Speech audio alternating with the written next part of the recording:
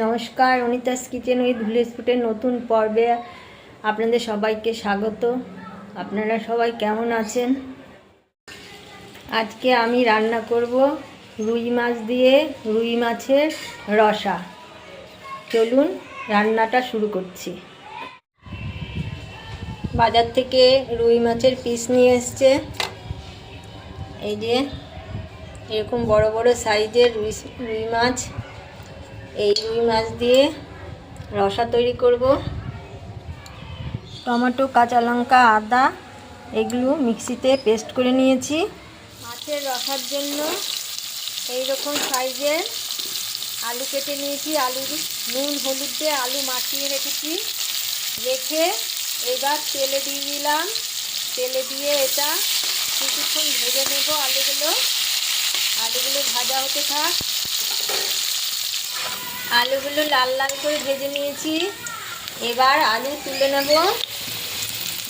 কড়াইতে আগের থেকে সর্ষের তেল দেওয়া ছিল, আলু ভেজেছি, সেই তেলেই মাছ দিয়ে দিলাম। মাছগুলো ভেজে নেব। মাছগুলি লাল লাল করে ভাজা হয়ে গেছে। এবার মাছগুলো তুলে নেব। যে তেল আছে সেই তেলেই শুকনো লঙ্কা, তেজপাতা দিয়ে দিলাম ফোড়নে। আর দিয়ে দিলাম গোটা জিরে।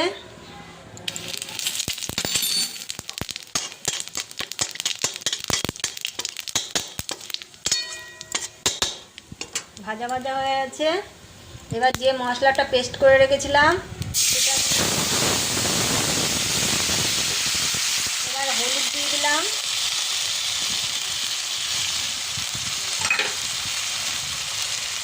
কাশ্মীরি লঙ্কার গুঁড়ো দিয়ে দিলাম। এবার একটু নুন দিয়ে দিলাম। এবার ভালো করে কষে নেব মশলাটা।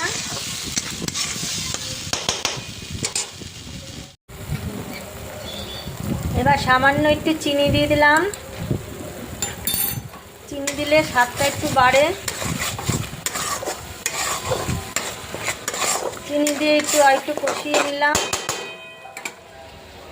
ওই যে আমাদের এখানে কত হনুমান এসছে, এই যে দেখুন। আমি দরজা খুলতে পারি না, একেবারে পুরো ঘরে ঢুকে পড়ে। এই যে কত হনুমান। আমাদের কিছু কাম নেই। এই যে আমার ভাই হনুমান তাড়াচ্ছে।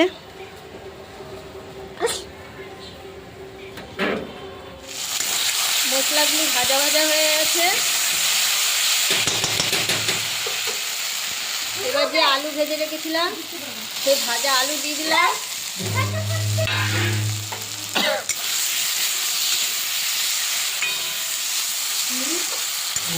আলুটা দিয়ে একটুখানি কষিয়ে নেব।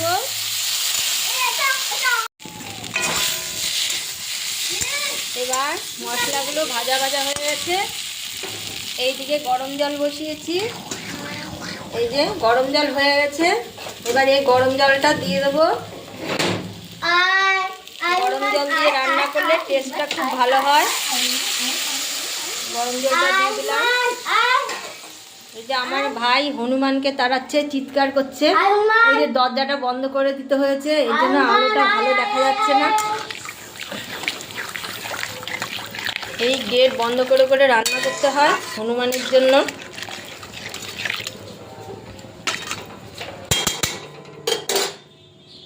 এবার জলটা একটু ফুটুক, ঢেকে রাখি। এবার ঢাকনাটা খুলে নিলাম। ঝোলটা অনেকটা ফুটেছে। এবার এই ভাজা মাছগুলো দিয়ে দিলাম।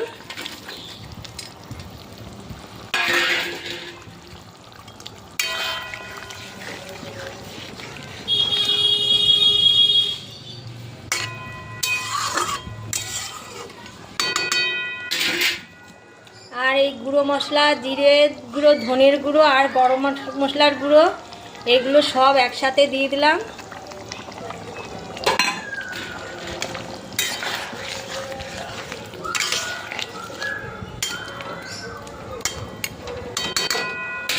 এবার দিয়ে একটু ঢেকে রাখবো। ঢেকে রাখলাম। এবার ঢাকনাটা খুলে নিচ্ছি।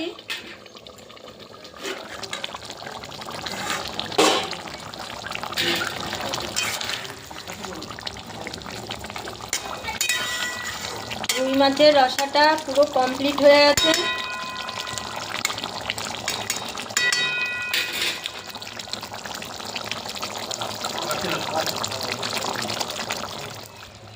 এবার মাছের রসাটা নামিয়ে নিচ্ছি।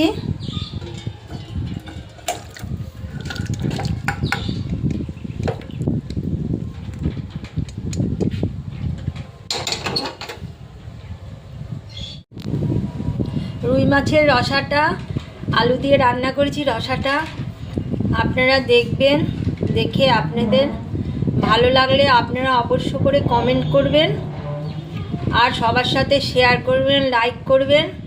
আর যারা নতুন চ্যানেলে আপনারা অবশ্য করেই সাবস্ক্রাইব করবেন। সাবস্ক্রাইব করে আমার পাশে থাকবেন, পাশে থাকা বেল আইকনটি প্রেস করে দেবেন নতুন নতুন রান্নার আপডেট পাওয়ার জন্য। লাউ ঘন্ট দিয়ে, ঘরে লাউ ঘন্ট করেছিলাম মাছের মাথা দিয়ে। যে রুই মাছের রসাটা করেছি সেই মাছের মাথা দিয়ে লাউ ঘন্ট করেছিলাম, সেটা দিয়ে এখন ভাত খাচ্ছে।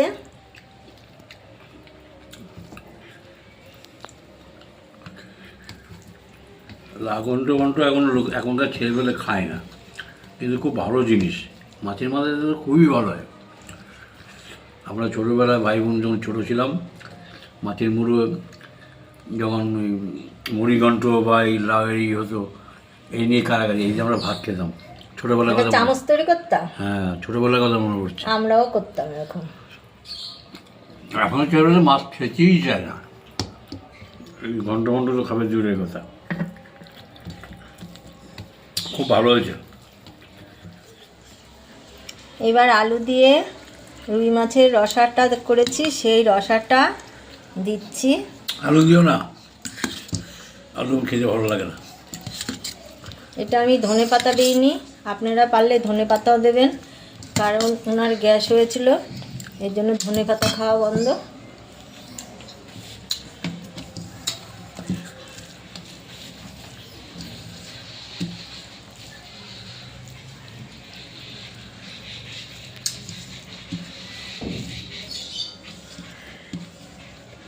আর জল দেবো না,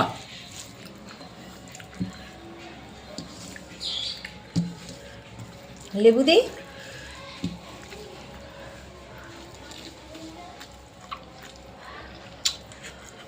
খুব ভালো হয়েছে। কালকে খিচুড়ি খেয়েছি, লুচি খেয়েছি সরস্বতী পুজোর। আজ মাছের কালিয়াই বলা যাবে, রসা হোক কালিয়া হোক, দারুণ লাগে। আমি দুটো ভাত বসে কী বলবো মনে হচ্ছে। মাছটা হাওড়ার মাছ তো খুব ভালো।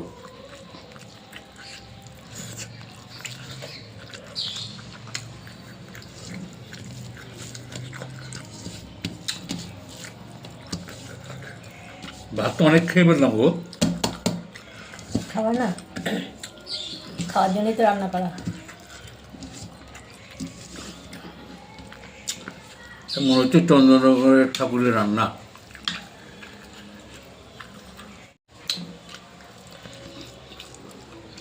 এই ধরনের মাছের রসা হলে পরে দুটো ভাত ভালো লাগে খেতে। যেইভাবে রান্না করেছে আপনারা নিশ্চয়ই যারা দেখেছেন তার ঠিক সেম করে রান্না করবেন। আমি ধনেপাতা খাচ্ছি, আমার একটু গ্যাসের প্রবলেম হয়েছে। ধনেপাতা দিয়ে আরও আলাদা টেস্ট হয়, কিন্তু ধনেপাতা তো আমার খাওয়া ডাক্তার না করেছে, ওই জন্য বাড়িতে ধনেপাতা দেয়নি। আর মাছটা হাওড়ার মাছ তো, হাওড়ার মাছ খুব ভালো হয়, খুব ভালো হয়। আর রান্নাতে বিউটিফুল রান্না হয়েছে। হয়তো আমার বাড়ির লোক করেছে বলে ভালো বলছি তা নয়। আপনি রান্না করবেন এই ধরনের এই পদ্ধতিতে রান্না করলে পরে দেখবেন আপনাদেরও ভালো লাগবে। এখন রাখছি, এই পর্যন্তই। আপনারা সুস্থ থাকুন, ভালো থাকুন।